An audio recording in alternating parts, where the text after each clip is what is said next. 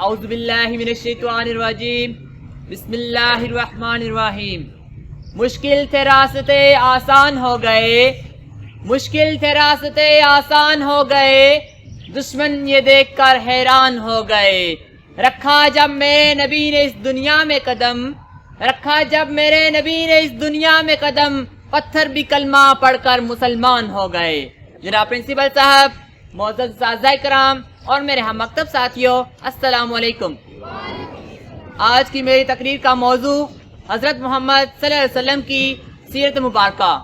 جناب صدر، ہر طرف اندھیرے کا راج تھا، جہالت اور منافقت کا دور تھا، شراب پانی کی طرح پی جاتی تھی، امیر آدمی کی عزت غریب پر لازم تھی، غریب کی کوئی حیثیت ہی نہیں تھی، طاقتور کمزور پر حاوی تھا، غلاموں کے ساتھ وہ سلوک کیا جاتا جسے دیکھ کر رونگٹے کھڑے ہو جاتے۔ جناب صدر، اس اندھیرے کو دور کرنے کے لیے 12 ربیع الاول کو نور مجسم تشریف لائے۔ جب آپ اس دنیا میں تشریف لائے تو آپ کے والد محترم دنیا سے جا چکے تھے۔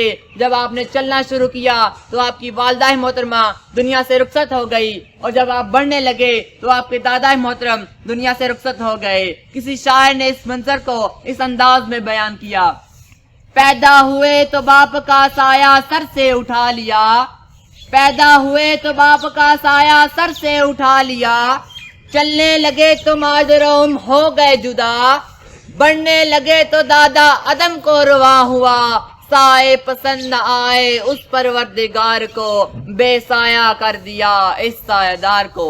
جناب صدر، آپ صلی اللہ علیہ وسلم کی ولادت باسعادت کوئی معمولی واقعہ نہیں، جس دن آپ کی ولادت ہوئی قدسیوں نے آپ کی تشریف آوری کے ترانے گائے، مجبور انسانوں نے کہا ان کا مولا آ گیا، غلاموں نے کہا ان کا رکھوالا آ گیا، مجبور انسانوں نے کہا ان کا رکھوالا آ گیا، غلاموں نے کہا ان کا مولا آ گیا، یتیموں نے کہا ان کا والی آ گیا، کلمے نے کہا کعبے کو بتوں سے پاک کرنے والا آ گیا، یتیموں نے کہا ان کا والی آ گیا، کعبے کو سجدوں سے سجانے والا آ گیا، زمزم پکار اٹھا، اہل زمزم پکار اٹھا، میرا وارث آ گیا۔